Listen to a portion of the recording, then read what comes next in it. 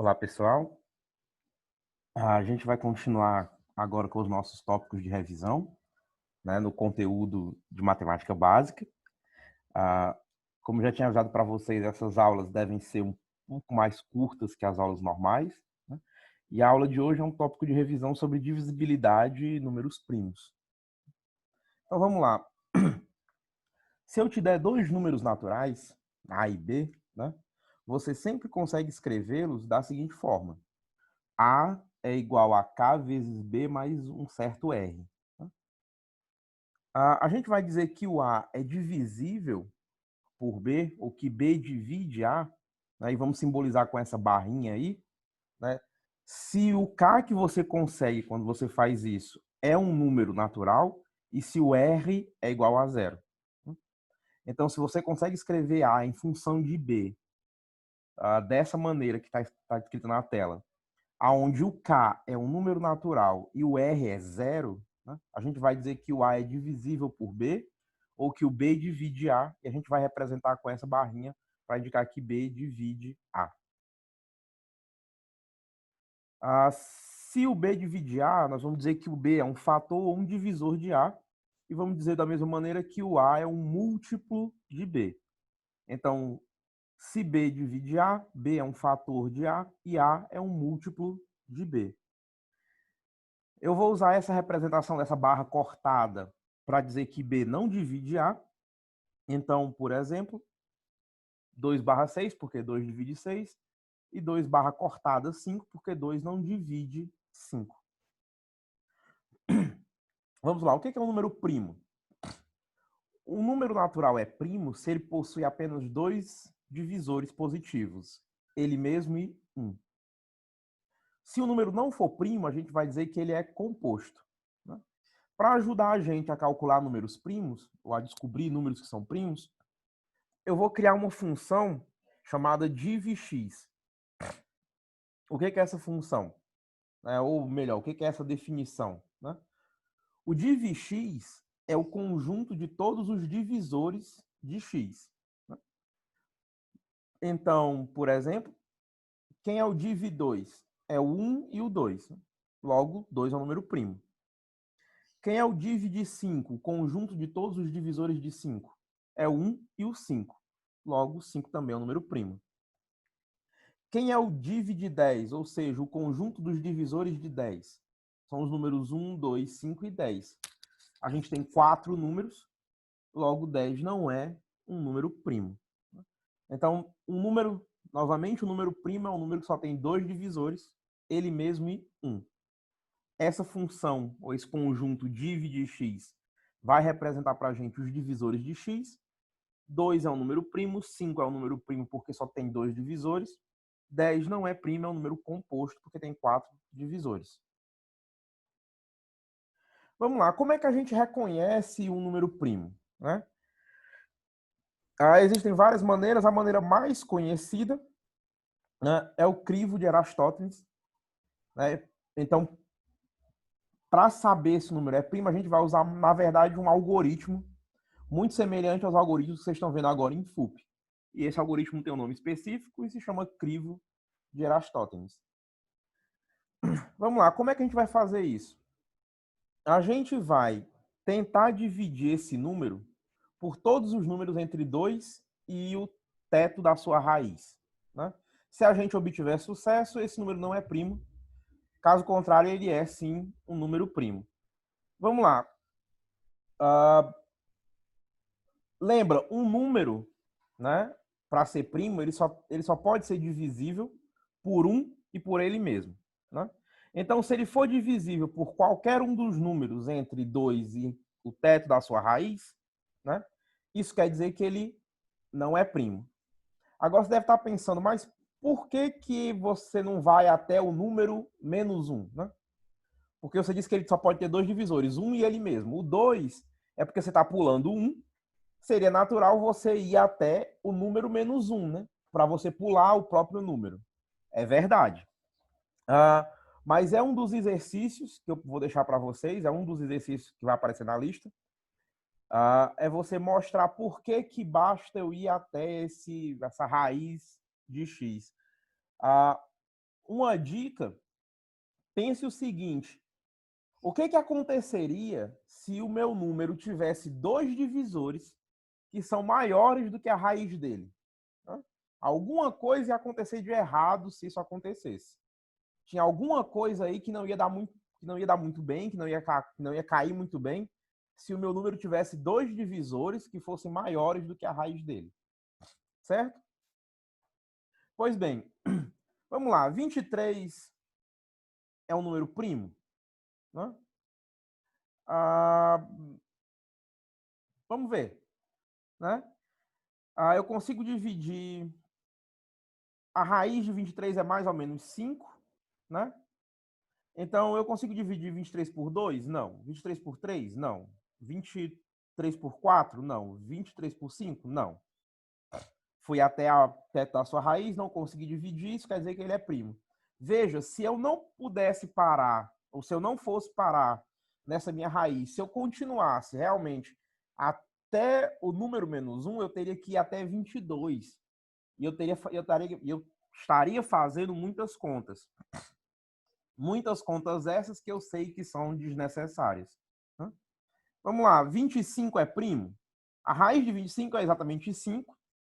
E eu posso dividir 25 por 2? Não. Mas consigo por 3? Não. Por 4? Não. Mas consigo por 5. Isso quer dizer que esse número não é um número primo. Ótimo. Agora que a gente já sabe o que são números primos, nós podemos decompor qualquer número em seus divisores primos. Né? Por exemplo, 25 é 5 elevado a 2, 6 é 2 vezes 3 e 12 é 2 elevado a 2 vezes 3. Né? Como é que eu fiz essa decomposição? É simples, tem um algoritmo também, né? Tem um algoritmo de decomposição. Como é que esse algoritmo começa, né? Vamos lá. Você vai salvar você tem uma variável n, e essa sua variável n, ela vai receber o valor do número que você quer decompor originalmente, no caso, o seu x. E eu vou começar a minha variável p, desculpa. A minha variável p, ela começa com 2. Agora eu vou fazer, enquanto o meu p dividir o n, eu vou dividir o n por p e vou atribuir o resultado dessa divisão ao n. Esse vai ser meu novo n. Quando eu não puder mais, eu vou fazer p receber o próximo primo. E aí, se o p for maior do que n, eu vou terminar. Se não, se o meu p dividir n, eu vou retornar, né, ao meu passo anterior. Né? Eu vou retornar ao meu passo e vou continuar o loop. Então, eu sempre vou tentar dividir o máximo que eu posso. Se eu não puder, eu vou procurar um próximo primo. Se eu conseguir dividir, eu vou dividir sempre o máximo que eu posso. Né? Vamos ver como é que isso funciona na prática.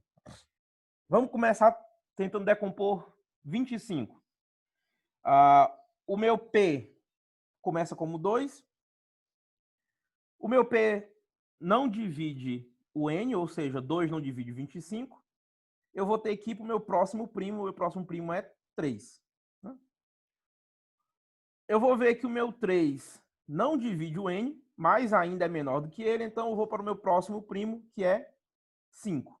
Agora sim, o meu 5 divide N. Eu vou estar naquela estrelinha ali, eu vou estar no meu loop do enquanto. Enquanto o P dividir o N, eu vou fazer essa divisão. Logo, eu vou fazer 25 dividido por 5, 5. O meu N agora vale 5. E 5 ainda divide 5. Logo, o meu N vai valer 1. Quando o meu N for 1, o meu P é maior do que N e o meu algoritmo termina. Vamos lá, com o 6. O meu P começa como 2, o meu N é igual a 6. Eu consigo dividir, o resultado dessa divisão dá 3. Veja que agora 2 não divide 3, como no meu algoritmo. O que quer dizer que eu vou ter que procurar o meu próximo primo é 3. Veja que 3 divide 3, meu n é igual a 1 e ele é maior, o meu P é maior do que o meu N, o meu algoritmo termina. Esse, na verdade, é o teorema fundamental da álgebra, né? O teorema que diz que esse algoritmo sempre funciona, né? Todo número composto pode ser decomposto em fatores primos e pode ser decomposto de uma única maneira. Isso é muito importante.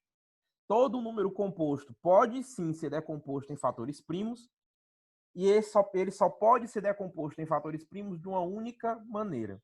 É exatamente isso que a gente vai usar para se lembrar um pouco de dois tópicos muito importantes, que são MMC e MDC. Eu vou começar com o MMC. O MMC é o menor múltiplo comum. Né?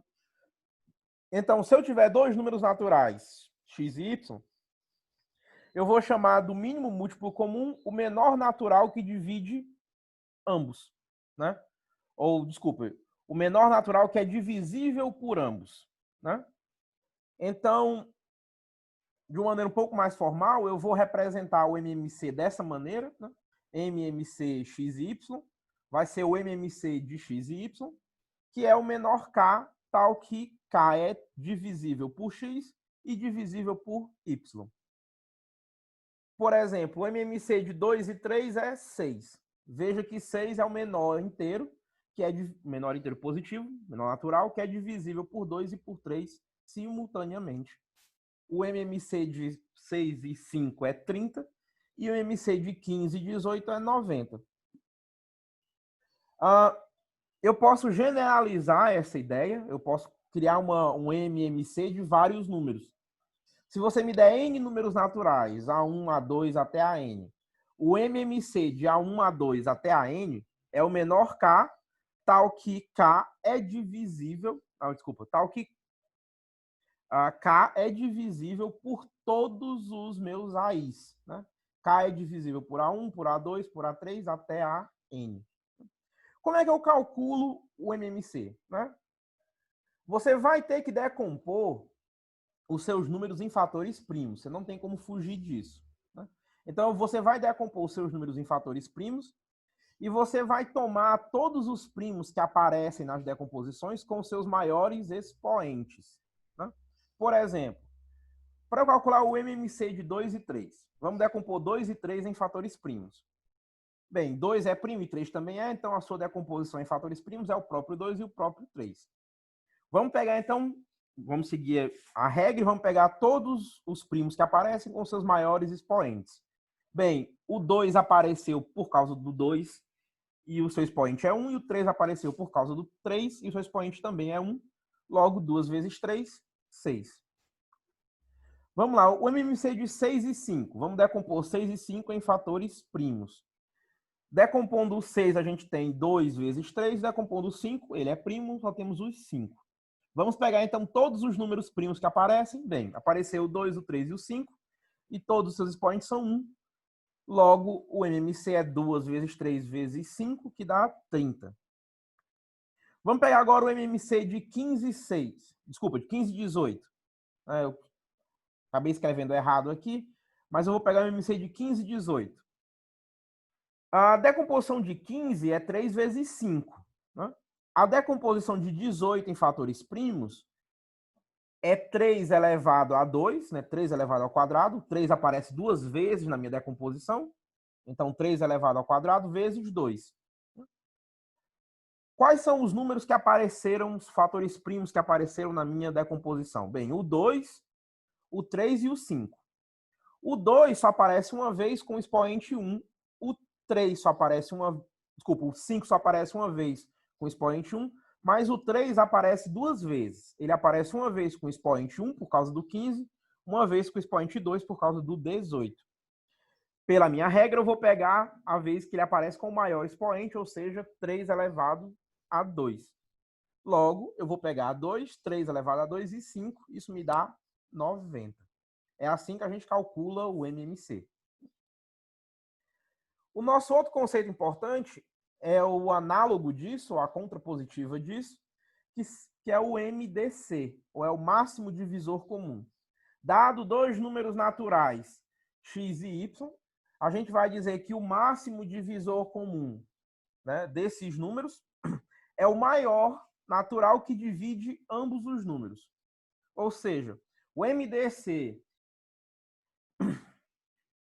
e eu vou representar dessa maneira, né, com essas letras, MDC de x e y, é o maior K tal que K divide x e divide y. Por exemplo, o MDC de 2 e 3 é 1, porque 2 e 3 são números primos. Toda vida que isso acontecer, toda vida que o MDC de dois números for 1, a gente vai dizer que esses números são primos entre si, né? Ou que eles não compartilham fatores primos. Bem, o MDC de 6 e 10 é 2 e o MDC de 15 e 18 é 3.